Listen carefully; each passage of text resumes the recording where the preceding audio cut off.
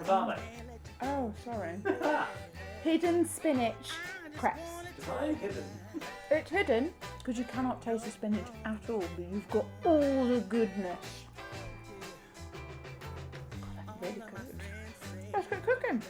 Pancake day is such a nostalgic day for me. My dad's best mate used to cook us pancakes all throughout the day. He would just churn them out. I must have had 20 a day and it was blooming fantastic. These are my secret spinach pancakes, so you can sneak in the good stuff for yourself and for your family. We're making a pretty bog standard crepe recipe using eggs, milk, flour, but I'm also throwing in the spinach, which I have gone to the effort of blanching first. This is worth doing because what it does is it brings out all that beautiful vibrant green, but also softens up the stalks and the leaves so that they really blend through your batter. You just don't want to overcook it because you don't want to lose that nutrients. But we're talking proper bright emerald Hulk green pancakes. Your first pancake is never supposed to be the good one. You're always supposed to over oil the pan. It's supposed to stick a little bit. You're supposed to attempt the flip 3, 4, 5, however many times until you nail it to perfection.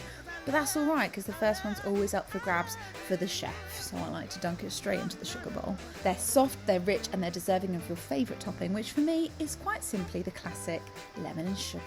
Happy Pancake Day, everybody.